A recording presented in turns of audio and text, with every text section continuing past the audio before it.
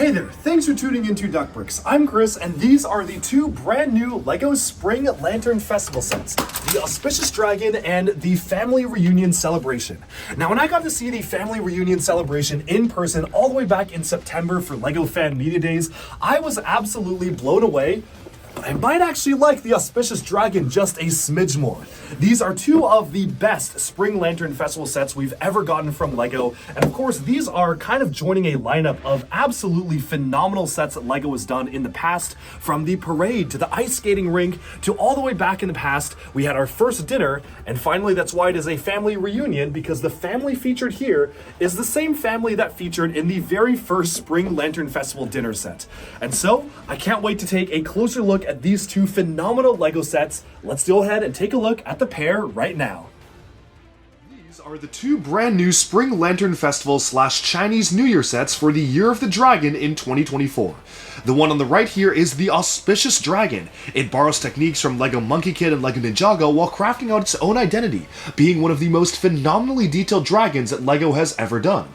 The one on the left is the Family Reunion Celebration, naming a family that appeared in one of the very first LEGO Spring Lantern Festival sets, all the way back in 2020 when these were Asia exclusives. The very same family having dinner in the restaurant is the family that sat down to have dinner in their homes in one of the very early LEGO Spring Lantern Festival sets. Together, these are two of the best Lunar New Year celebration sets that LEGO has ever done, and I am incredibly excited to dive right into both of them right now. From the impressive building techniques, to the phenomenal piece usage, to the remarkable detail, printing, and all of that, these are some of the best that LEGO has put out, and let's get into both these sets right now. Set number 80112 is the Auspicious Dragon. It retails for $90 or 80 euros and comes with 1,171 pieces, putting it at a pretty great 7.7 price per part ratio. Set number 80113 is the Family Reunion Celebration. Retailing for $130 or 100 euros, it comes with 1,823 pieces at the remarkable price per piece of 5.5 cents for the Eurozone and 7.1 cents for the US. Altogether, these are not only very well priced, but some of the most intricate and detailed Lunar New Year sets that we've gotten from LEGO ever. I'm going to start off with the smaller one first, focusing in on the Auspicious Dragon here, which I guess small is relative because this is still a very, very large set, setting aside the Family Reunion Celebration for now. Now, the Auspicious Dragon does not feature any minifigures, but instead is a large-scale sculpture of, well, the Auspicious Dragon itself. It is the Year of the Dragon, so what they have done is they have created this very large dragon sculpture sitting atop a rock, floating in the midst of an ocean or some water, with all sorts of different details factored into the build itself. Now, this is a really, really good build, but there is one thing I want to get out of the way first. There's basically no posability out of this. This is a sculpture. Don't get me wrong, it is a really good looking sculpture, but you can't really do anything with it once it's built. The feet are affixed pretty firmly to the rock. I guess you can sort of move this up and down depending on how you want to have this kind of specialized opalescent satin ball mounted, but for the most part, other than moving the head back and forth and up and down on the ball joint, as well as angling the positioning of the horns on mixel joints or mini ball joints, the primary build of this dragon is meant to be just a sculpture, but it is one of the best that LEGO has ever done. Personally, I love dragons that can actually articulate and are meant to be played with, such as the ones in Monkey Kid and Ninjago, but this fulfills an entirely different purpose, in that this is just meant to be a beautiful display piece, and beautiful it is. The color scheme of the reds on the underside of the belly, combined with teals on the top, with very intricate gold horn and claw details factored all the way around the body, is a phenomenal design, and this utilizes so many intricate building techniques that honestly really blew me away when I was actually putting it together. Of course, when it comes to dragons like these, one of the best parts is the head, and the head is remarkably well done, featuring specialized printed eyes on the voodoo ball joints or the bionicle ball joints that they introduced all the way back in 2001, alongside the conjunction of the new mech finger elements introduced this time last year. This is a remarkably well-defined dragon head that looks good from pretty much all angles and feels very authentically Chinese. This to me feels like the perfect Chinese-style dragon, which is absolutely beautiful. And you can see alongside it, there are so many different detailings like the horns. The color palette is also phenomenal with the tan, the red, and the teal, making it a very distinct head, and that patterning continues down the body as well. As you can see, it is using a combination of many of these different Nexo tile elements, like the ones here and here, just to be able to give you a very different look and feel for the way the dragon all comes together. Thankfully, all of these pieces are printed, so you can use them in your own dragon creations as well, and I just really love the technique of layering the Nexonite shield tiles to give the appearance of scales, which this does remarkably well. Obviously, as you move onwards to the rest of the body itself, there's some really phenomenal, intricate, detailed building techniques here, from claws being added on to just very tiny angled elements to curve around the body itself, to the way that the Chima teeth pieces and claw pieces are used on the sides here to give the kind of impression of spikes on the back of the body, or maybe these are kind of bits of fur patches. This is a really remarkably well realized model with all sorts of unique LEGO shapes and geometry that are pretty unique to this one particular set. You know, sometimes they do LEGO Ninjago dragons that have curves in the body, and especially with Monkey Kid, they'll give us stuff like this, but this one is the most curved and feels the most like a painting or a piece of artwork, which is really what this is supposed to convey. Really, my only con about this model is that, at least for me, the way that it's positioned on the rock feels a little bit strange. I get it's supposed to be some sort of a painting, but the Keto Orange or Flame Yellowish Orange, as well as the orange recolors of the Monkey Kid cloud pieces, alongside what I guess are supposed to be clouds billowing off the rock, feel a little bit strange to me. I wasn't entirely sure what exactly they were supposed to represent. I guess they're supposed to be like the dragon speeding along on this floating rock, but then you have a ton of teal just randomly in the center of the rock itself. I'm not really sure what the teal is supposed to represent. Doesn't quite make sense to me that this rock is predominantly just gray and dark gray, and then you have this teal section in the center, and of course you do have a really nicely curved base. It's very organic in the way it's done. You've got little bits of foam capping the water here, which I think is done in a really great fashion, but I also am a little bit confused as to, like, is the rock moving through the water? Is it perched atop a rock and that's what's moving? Are these streaks supposed to be the dragon that just landed on the rock itself? I guess it's meant to be a little bit abstract and meant to come across as a painting, but for me that just didn't really translate or read 100% well when putting the model together. That being said, it is still a really beautiful model, and it is a phenomenal display piece. To celebrate the Year of the Dragon, this is one of the best, and easily one of the best dragons that LEGO has ever done, especially given the fact that this is kind of just a one-off set and not really tied to one particular theme. Still, the curving is great. It isn't posable, but it's not really meant to be posable. It's meant to be a display piece, and this special detail of the dragon actually grasping the crystal ball in the hand is a really nice touch, and I love how they were able to use the Mysterio piece or the headlamp piece right there, or the street lamp there, in the opalescent satin trans blue, which really just gives it so much more character in the way that it actually adds a lot of life to the scene itself. But moving on from that, I want to take a closer look at the second set. The last thing I do want to talk about here is the price. $100 for over 1,000 pieces, in fact 1,171, is pretty good, although the Eurozone price of 80 is even better because that translates to $88, which is pretty remarkable. The UK price is 70 British pounds, which translates to $89, so both of those are actually quite good. It is the most expensive in the US, aside from some other regions, but it's still a good value for any of them. I think 85 to 90 feels very nice for this. 100 does feel maybe a little high, but I feel like this shouldn't be any less than like 95, so the fact that you can get it for 90 or even 85 in some regions is even better, so that is definitely one of the best price sets that came out this year, especially when you compare it alongside some other $80 or $85 sets that also came out this year, like the X-Men jet, that certainly do not reach this level of scale and detail. Moving on from this set though, we can take a look at the larger flagship set of the two-set wave here, which is the Family Reunion Celebration.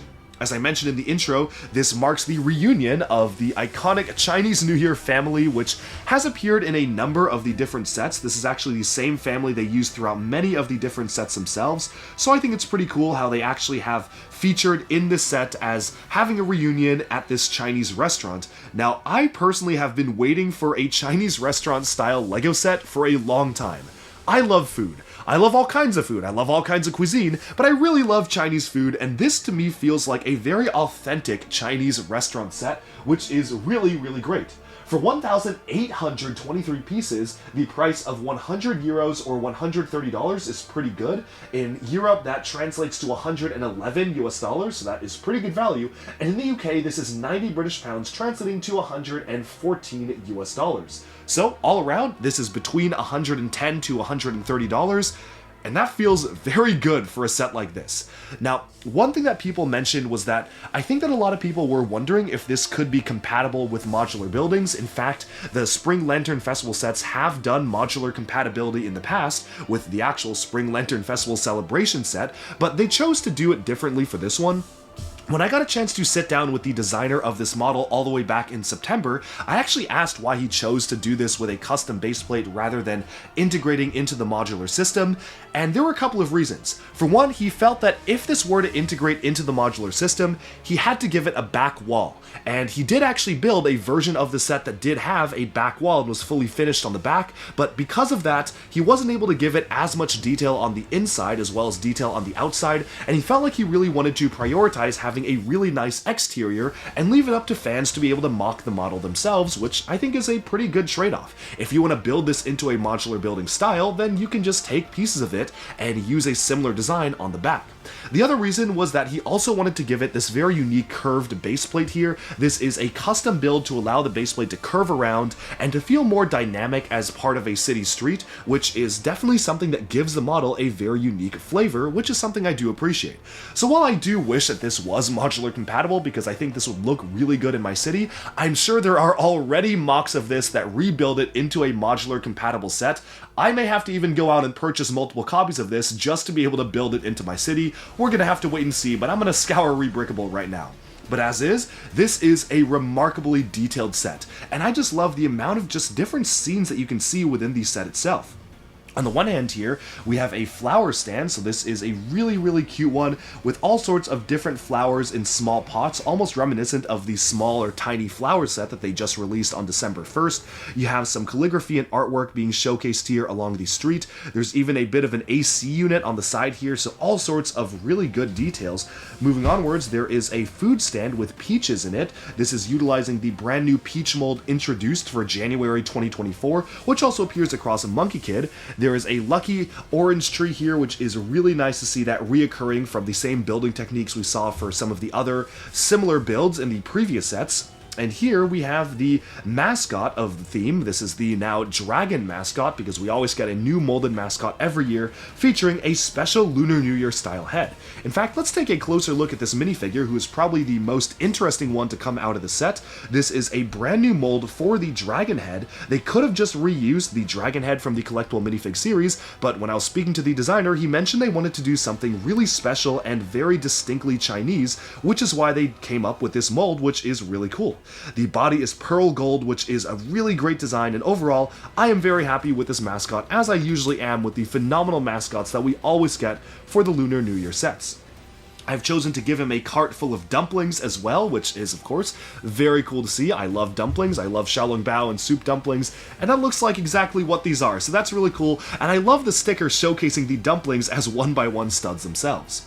The other cool reference here is that this actually references the founding of the LEGO Group in 1932, which suggests that that's the same time this restaurant was founded, and as such, as we go on upwards, there is a nice little decal of the Chinese-style dragon up at the top here as well, which is a really nice touch to be added onto the sticker design.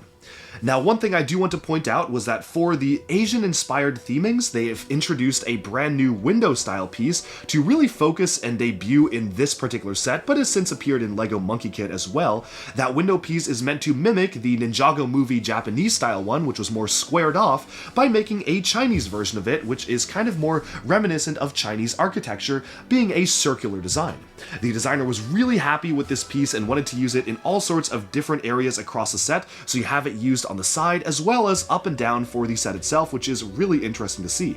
And one other thing I want to note is that they have printed a brand new dragon style piece for the head of the transparent red piece right here to be used for the Spring Lantern Festival. Now this model does actually separate off into different levels. You can actually remove each of these different layers to take a closer look at the model itself. The roof comes off as well as the actual main part right here, so let's take a look at the bottom floor first and work our way up on the levels. The first one that I want to point out here is that the first level is primarily a kitchen, which is a really nice design. Now, one thing that I really like here is that you can actually see an aquarium full of fish. Perhaps those fish are part of the display, or perhaps they're about to be eaten. You decide. This whole piece right here can fold outwards, so you can actually see a bit of the stand. And on the back, there is a nice reference to Lego Ollie Dragon, which is the mascot of the Legoland parks, and it's actually a build that appeared in one of the Lego Monkey Kids City of Lantern sets alongside the Lego store, which is a really nice reference. And this set is actually packed full of a ton of different references, which is pretty cool. As you enter the building, there is a nice little area with a red carpet, which is quite nice. You can also see that the chefs themselves have a really nice dragon design on them. Like, for instance, this guy right here has the logo of the restaurant, which is a dragon-inspired restaurant on the back of the torso, which is a really great minifigure design. And I like the chef's area. It feels very authentic. You have some other references scattered within it. You can see the Spring Lantern Festival Parade set, which was last year's set, in the background of this sticker here, which is a nice little detail. And of course, you have some different pieces of food hung up. Maybe this could be a Peking duck. Moving onwards, we have a server with a bowl of noodles. The noodle piece is actually a brand new one for this year, which is really cool to get and looks very tasty, pushing alongside a cart, and you even have multiple different servers bringing up tea. Thankfully, they have unlicensed locked the tea holder piece. This is kind of a piece that was recently unlocked from being a quote-unquote licensed or collectible minifigure element from the Harry Potter series, but now has appeared across multiple different colors for this year, this set in black and in trans clear for LEGO Friends as well, so I'm very glad that piece is now showing up across the LEGO portfolio. Moving onwards, we can take a look at the second floor here. I'm going to just take a look at these side by side just so you can see individually what they look like. Now here we have a really great table with, of course, kind of a lazy Susan that can rotate around and you can serve the food to different members of the family. Of course, we have those specially printed Lunar New Year red envelopes, which of course are very, very important for Chinese culture. You have a sticker showcasing Lego Monkey Kid and May on the screen there, which of course, because they're tied into the world, that is a really nice, cute Easter egg. And over here, there's actually a reference to one of the Lego Monkey Kid sets, which is the Heavenly Realm set, which you can see right there is the front gate, which is pretty cool. Over here, there is even a bathroom included in the set itself with a toilet and sink, which is a very nice touch. And yes, there are fireworks to be launched from the roof of the building as well, which again, just packing in all sorts of fun details in the set itself. What's really cool is that the family is actually centered around the same exact family that has appeared across many of the Spring Lantern Festival sets, so it's really cool how they get so much focus here, although they have been upgraded. For instance, the kid uses the new hairpiece from the BTS set, you also have a LEGO Friends hairpiece being used for the mom here, just all sorts of different designs being used for the family, but they are still distinctly the same exact family that we've seen in the very first set. Closing this up here, you can see that this all just rests atop the different layers, and we can take a look at the top floor of the restaurant where a couple is having a romantic dinner. Now here you can see all sorts of different details on these figures as well, with one of my favorite details being the classic space logo on the back of their jackets, but a dragon encircling the moon instead, tying into the LEGO space stuff, but giving it its own original Chinese flair, which is very, very nice. There is a nice little flower stand here as well, which is just a quick splash of color to the scenery, and overall this is just a really charming way to cap off the set itself. Overall, I am really, really pleased with the set. It is easily one of the best ones that we have gotten for the Lunar New Year sets in general. Very happy with the minifigure selection, the design of the set, just everything about it is so charming, and this feels like a restaurant that I personally would want to go to. Like, I want to eat here, I want to try the ramen, I want to try the noodles, I want to try the dumplings. This just looks absolutely delicious, and I'm very happy that LEGO's finally done a full-on set dedicated to a Chinese restaurant. Now, setting these two models next to each other, this is a remarkable display for LEGO Lunar New Year. I'm really happy that LEGO is kind of going all out for the Year of the Dragon, as they usually do. Now, these are not the only Spring Lantern Festival sets that came out this year. There is also a Spring Lantern Festival Mickey Mouse Brickheads, which is a pretty cute one that also ties into this, as well as a Spring Lantern Festival calendar set, but those ones are kind of smaller sets and not part of the main lineup. But since those are smaller sets and not part of the main lineup, I figured I wanted to just us focus this video on the two big ones. For $100 in the US and $130, or around $110 in Europe, and in this one's like $85, this is remarkable value. We've got a great minifigure selection here, phenomenal detail across both sets, and it really cements these two sets as some of the best in LEGO's portfolio. That's all for this review, but I hope you enjoyed this dual review of the two Lunar New Year celebration sets for the Year of the Dragon, and Happy Lunar New Year. Alright, and with that, we have summed up our look at the two brand new LEGO Spring Lantern Festival sets, the Auspicious Dragon and the Family Reunion Celebration. Let me know which is your favorite down in the comments below. Are you going to get these sets? Did you get them? And if so, what do you think of them? Thanks so much for tuning into the review, and bye for now.